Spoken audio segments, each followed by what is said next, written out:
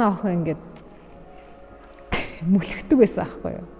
Одоо дөнгөж иргэдэг болоо суудаг болоо мүлхдэг болоо нэг 6 сартал байгаа шүү дээ тий.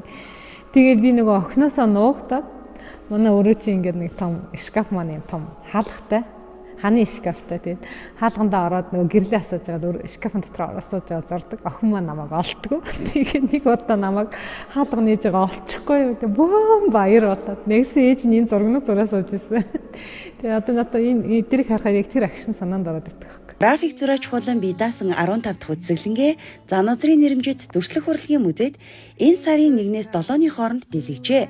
Тэрээр 2003 онд соёл урлагийн их сургуулийн Дүрслэх урлагийн сургуулийг төгсөж 2008-аас 2011 онд Японы Окинава урлагийн их сургуульд хүүхдийн номын зураачаар мастрын зэрэгээ хамгаалсан юм.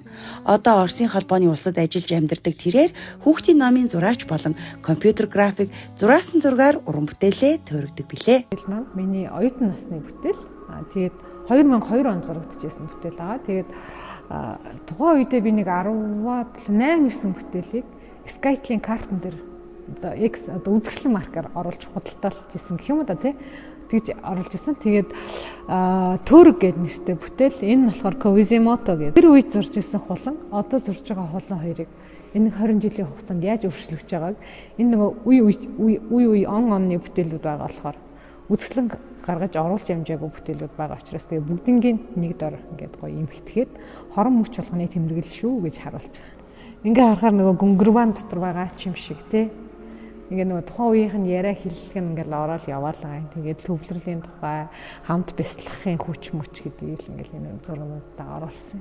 Аз жаргалын зүрхэн гагнаас гэдэг. Энэ гагнаас болгоно нэг гэр бүл гэж бодох хэрэгтэй. Тэгээ нэг гэр бүлээс ингээд ийм олон зүрх сэтгэл ургадаг гэдгийг л зургаараа харуулж байгаа юм тий. Эрэл хайгуул гэхээр заримдаа бүр яг ингээд урландаад сумааргүй тий. Зурж байгаа зургнаас ч юм уу ингээд нэг кайф таашаал авахгүй байх үе бас байна шүү дээ тий. Хүн л болсон хаана. Тэр үед бол сайхан аялна шүү дээ. Аялна өөр газар оронд үзэн. За тэгэл уран бүтээлчд нь яаж амьдардаг, яаж яадаг гэл нөгөө бусдаас туршлага судална. За тэгээд ихэвчлэн бусдаас туршлага судаллаа гэд бусдыг баа байггүй хуулаад байдгүй. Зүгээр л яг л тэр хүн ингэж амьдард юм байна гэдэг мэдрэмжийг л хүлээж авдаг тий. За тэгэл ерөнхийдөө дандаа л дотоод ертөнц рүүгээ л хүн гэдэг дөө ер нь. Өөрөө өөрийнхөө дотоод ертөнцийг ойлгож лийл гаргахыг хүсдэг гэх юм одоо. Одоо тэгээ боддیں۔ Яг өөр ажил хийж үзээд ингээд хайгуул ирэл хайгуул хийгээд ч юм өөрийгөө одоо хайгаал яваад байна шүү дээ. Ирээл яваад байна тий. Суралцаал яваад байна давхар тэр орчинд. Тэгээ явж хахад ерөөсөө л яг л нэг дотор хүн хэлээд идэм бил. Яа чи юм хийхгүй болохоо байла тий.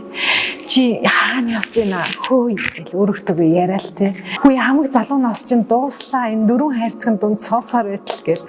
Нөгөө цагаа бүртгүүлэл цагаа аваад цагаа бүртгүүлэл цалингаа аваад явсаар байтал гэл. Урлангаа бүгдийг дулсан гэл. Одоо би нөгөө юу гэдэг лээ.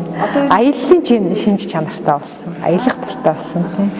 Одоо ингээд их бүтээл маань жижигвтер байгаа шалтгаан нь авч яваад тухайн орчин нөхцөл зурж байхад амар гэдэг үндсэн дээрээс хийж байгаа. Дандаа тийм аяллаа бүтээлүүд хөвчлэн болохоор дандаа бага авуур хэмжээний бүтээлүүд их зурсан. Ер нь миний масс зургийг хөвчлэн дандаа жижиг хэмжээтэй байдаг. Том бүтээлүүд байгаа л та. Том бүтээл хадгалж үзөө өрлөхөөс ахуулаад ажил ихтэй. Тэгээ нэмэгтэй үнэ арайлбаар хүртүү юм шиг байгаа. Тэгэл би яг өөрийнхөө хэмжээнд таарсан бүтээл хийдэг гэх юм уу да.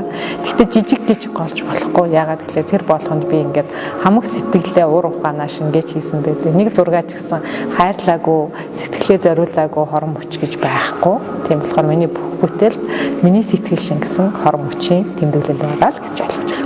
Манай багш чинь Даран Базар гэдэг, Оршихын Даран Базар гэдэг Пош гэдэг нэрээр алтартай. Пошод Варшавын их сургууль төгссөн. Анх тэр багштайгаа нэг 16 настай байхдаа учирч та. Яаж учирчсэн гэхлээр аав ээж хоёр хүртлөөл энэ нэг нөхөр зураад ерөөсө зүгээр суухгүй маа тий. Энэ нөхрийг л энэ мэрэгжлийн сургуульд нь оруулж өгөөгээд дагуулад очижсэн. Тэгээд яг тэр багшийн шав анх болсон.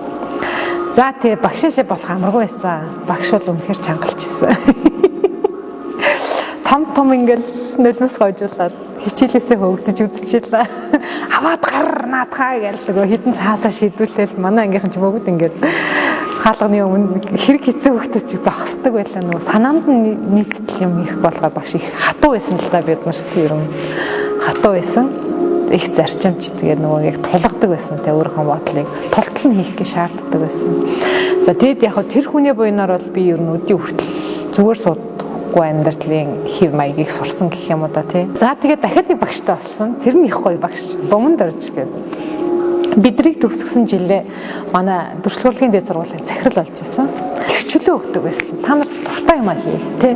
Чи алиг юу хиймээр вэ? Тэрийгэ бүгдийг хий. Тэ одоо заавал цаг нарна биш. Заавал миний сэтгэл тааруулгаж бити юм хий. Өөрийнхөө амьдрал гэдгийг бол зааж өгчээсэн. Тэр нь бол айгүй тааламжтай байсан. За ингээд нэг юм хоёр том мундаг уран бүтээлчин шид болсон байт юм аа. За тэрнээс хойш бол Японд бол одоо юу гэдэг Накамото Асакихама Хидемасао гэдэг хоёр том багшийн урланд сурч хүмүүжсэн. За тэрний бас нэг гоё хүн байдаг Накагава гэдэг. Тэр болохоор миний Японы хэлний багш л та. Гэхдээ бид хоёр бүр яг ихчтэй хоёр шиг одоо хүртэл холбоотой. Тэгээд мань хүн надад бас айгүй гоё зөвлөмж өгдөг. Яг Япон хүн ямар байдаг те. Хүнтэй яаж харьцах уу, уран бүтээлээ яаж зөв авч явах уу, эмэгтэй хүн яаж гэр орноо зөв авч явах уу гэдэг ерөөсөө таалбүрийн боловсролыг яг тэр багш надад өгсөн. Зүгээр л хэлний багш л та. Гэхдээ намайг айгүй гоё хүмүүжүүлж гаргаж. 15 оноос хойш жижигхэн хүүхдүүдэд хичээл зааж байна. Миний хамгийн анхны шавьуд гэвэл дандаа Япон хүүхдүүд байсан. 3-тай, 4-тай, 5 настай. Цэцэрлэгийн хүүхдүүд байлаа. Дараа нь болохоор бага сургуулийн хүүхдүүд болсон 12 нас хүртлээ. Өөдөө тэдэрт тааш хичээл орох айгүй гоё. Тэд ч амар өөрийнхоороо дотоод ертөнцийн аягүй их чөлөөтэй хин нэгэн захирагдахгүй үзэл бодлоор шулууга хилчдэг те. Тэгтээ их гоё зарчимж хүмүүжлтэй даруулахтай бас. Тэгтээ өөрийнхөө нэг тийм гоё зөв орчинд хүүхдүүд хүмүүждэг надад амар таалагдчихсан. Тэгээ Монгол буцаж ирээд 15 оноос хойш за Сувд арт галерей гэдээ байсан да. Тэнд бол аягүй өдөр болгон шахуу хоббигоор хүүхдэд зургийг хичээл артдаг гэсэн. Тэр бол надад аз жаргал өгдөг байсан да. Би өөрөө урлаг дуртай тий. Тэгээд дээрэс нь урлаг дуртай хүнийг хүмүүжүүлэхээс гэж аяг хүсдэг байсан. Төрүүлэхээс гэж хүсдэг байсан. Тэгээд тэр хүсэл маань явсаар байгаа зүгээр зургийн дугуулан болоод явцсан л та. Тэгээд тухайн үед бол нэг зургийн дугуулан хичээллүүдэд сүд болоод идэг хүн байдгүй байлаа. Одоо бол өстой нэрээ нөгөө борооны дараах мөөх шиг олон болсон. Уран бүтээлчийн бүтээлийг ингээд гоё ойлгоод авдаг. Тийм хүмүүсийг л аягүй олон бэлтгэсэн гэж би боддог байхгүй. Нэгэнтэй л ингээд урлаг тайртай болоод өссөн хүмүүс чинь тэнд хүссэн үсээгөө санхүүжилт өгдөг. Дээрээс нь тийм нэг жоохон өсөглөн мэдрэмжээсээ салаасаа л гэж боддог шүү дээ. Монгол хүмүүс бүгдээрээ тархиндах нэг өсөглөн мэдрэмж шүү дээ тий.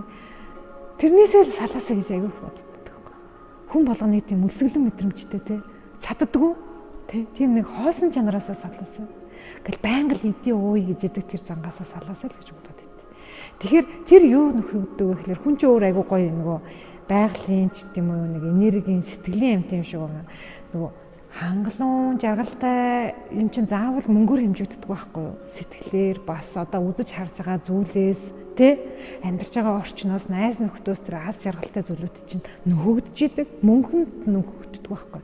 Тэгэхээр тэрийг юм нэг тийм өсөглөн юм шиг тийм цангацсан юм шиг тийм тархины хоосрлоос бол бүгд салчаасаа л гэж бодоод байдаг ш. Тэгээд одоо нэг үе бодвол бас гомдолж ирсэн нэг үе бодвол бас манай Монгол улс соёлын яамтайгаа буцаад боллоо ш. Тэ амар том байгууллагт нэг уран дархан залуу ачигч хийгээ сууж яхад миний бүрийн дотроос ингээд шар мах ингээд урагдчихсан байхгүй. Соёл урлагийн их сургуулийг жил болгон ингээд 100 гаруй 200 гаруй хүүхэд төгсчөөд ачигч болох гэдэг ямар шаардлага байгаа юм бэ? Тэгвэл анханасаа соёл урлагийн их сургуулийг төгсөж яах юм? Тийм үстэй. Дипломтой дэлгүүрийн худалдагч байгаад яах юм? Тийм үстэй. Анханасаа зүгээр мэрэгжил дэвшлүүлдэг худалдааны байгууллагын тийм газар ороод ажиллаа л та.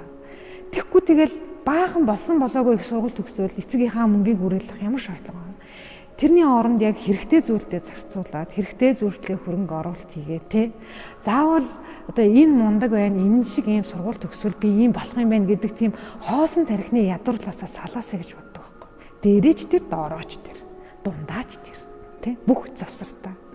Тэгэхээр зүгээр энэ зүгээр миний өнөөдрөө өнцгөөс олж харж байгаа жоохон шүүмжлэлтэй ч гэдэм үү. Миний зүгээр бодож байгаа эмзэглдэг ч гэдэм үү тэр зүйл байхгүй.